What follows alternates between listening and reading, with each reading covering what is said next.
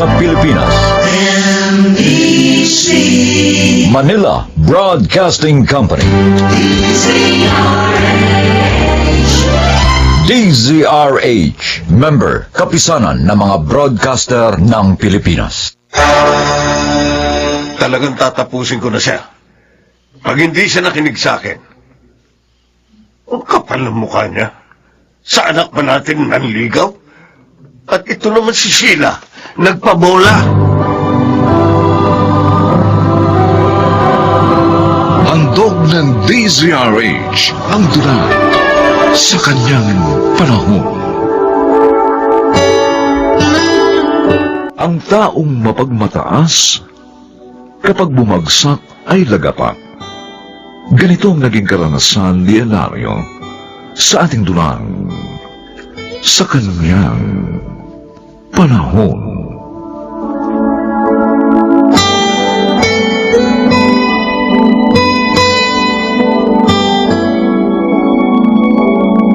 Lumamang ka!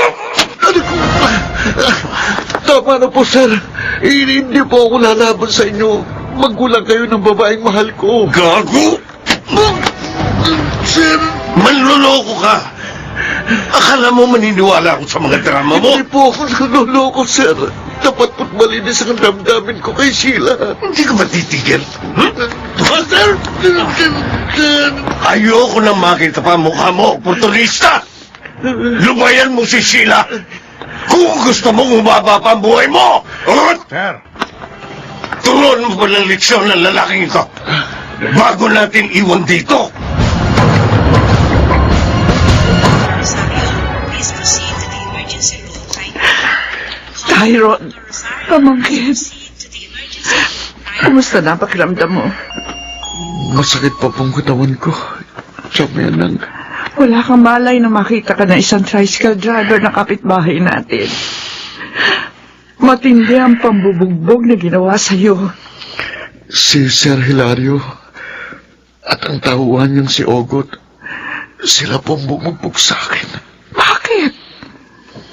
Nalaman na ba niya tungkol sa inyo ni Sheila? Opo, Chang. At pinalayas na ako kagad at binugbog. Ito na nga ba ang sinasabi ko? Sana kasi noon pa, iniwasan mo na ang babaeng yun. Nagmamahalan po kami. At balak nga na po namin magpakasal na eh. Imposible ang gusto nyo. Baka ipapatay ka ng kanyang daddy.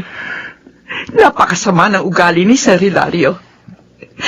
Kahit nga kami mga tauhan niya, galit sa kanya. Pero, Chang, may dapat na ho akong panagutan kay Sheila.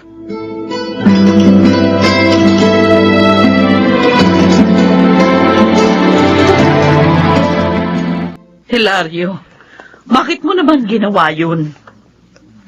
Ano ba yun, Esmeralda? Huwag ka na magkaila. Nakarating na sa akin ang balita ng pambubugbog ninyo ni Ogot kay Tyron. Yun pala. Alam mo na rin pala. Sobra ka naman. Pasalamat nga sa't binuhay ko pa siya. Pero sa susunod, talagang tatapusin ko na siya. Pag hindi siya nakinig sa akin, ang kapal ng mukha niya. Sa anak ba natin nanligaw?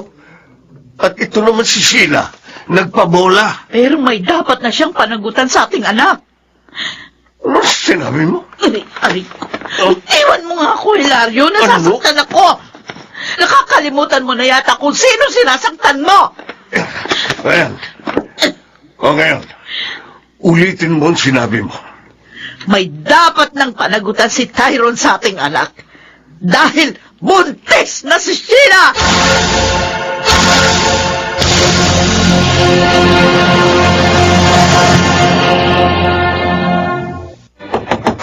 Sheila!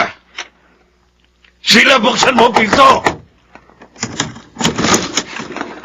Daddy, bakit po? Walang nga ka! Daddy! Ba't niyo ako sinampal? Bakit mo nagawa sa akin ito? Bakit mo ko sinuway? Nagpabuntis ka sa dati nating driver! Mabait po si Tyron. Mabuti siyang tao kahit mahirap lang. At nagmamahalan po kami. Paano niya ba maunawaan yun? Tumigil tandaan mo, ha? Hindi mo na makikita pa ang lalaking yon. Daddy, wag! At pagkatapos ko sa kanya, yan dinadala mo naman ang tatapusin ko.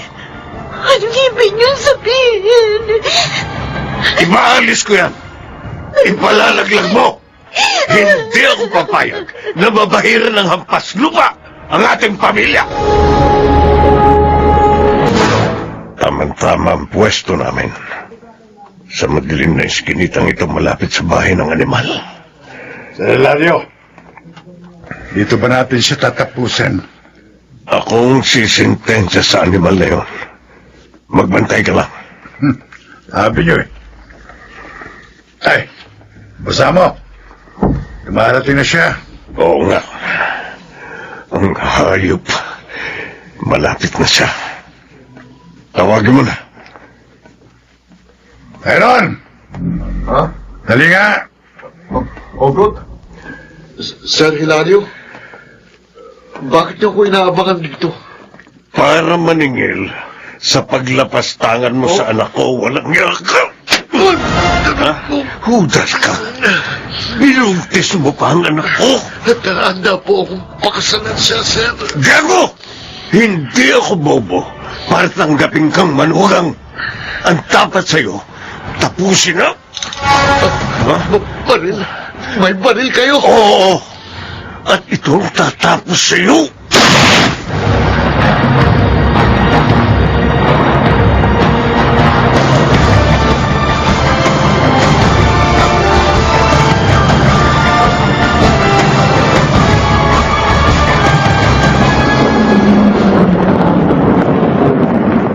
Sa Hilario, narito na po tayo.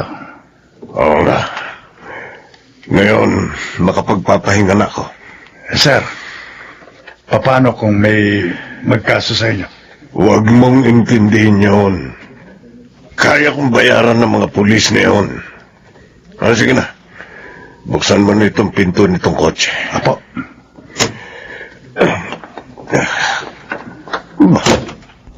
Teka.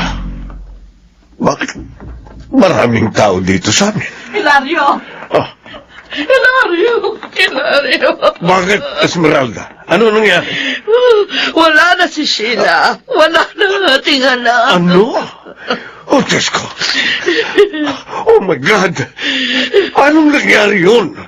Nung umalis ka, agad siyang nagtungo sa kwarto natin. Kinuha niya ang isa mo pang barel na nakatago. At sa kanya pinaputukan ang kanyang sarili. God! Ang anak ko.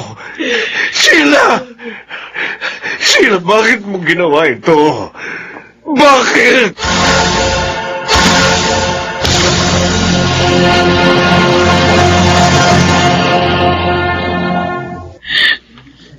Hilario. Esmeralda, kumusta ang lakad mo? Nalaman mo ba kung saan dinala si Tyron? Oo. Saan? Saan napuntahan mo agad? Ayoko makulong. Nasa punerarya na si Tyron. Bakit? Bakit nasa punerarya siya? Wala na siya. Hindi siya nakaligtas sa iyong barel. Hindi. Hindi. Hindi mo rin sila napaghiwalay. Magkasama na sila ngayon. Pero ikaw, makukulong ka lang. At tuluyang mawawalan ng pamilya. Diyos ko, patawarin mo po ako. Patawad. Masyado ka naging mapagmataas. Nalasing ka sa kaginhawahan. Nakalimutan mo na dati ka ring driver namin. Esmeralda. Pero inunawa ka ni Daddy. Nagmahalin mo ako. Bakit ikaw? Hindi mo nagawa yun sa ating kaisa-isang anak. Wala kang kwentang ama. Wala kang kwenta!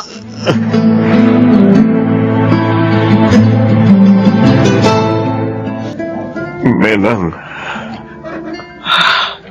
patawarin mo sana ako. Hindi ko sinadya ang pagpatay sa pamangkin mo. Sinungaling ka! Nagpakamatay na nga ang anak mo? Nakukuha mo pa rin magsinungaling? Menang, Kailan mo aamining ikaw ang may kasalanan ng lahat ng ito? patawad, Menang. Walang kapatawaran ang ginawa mo, Hilario. Habang buhay kang uusigin ang budi mo dahil sa ginawa mo sa pamangking ko at sa nangyari sa anak mo!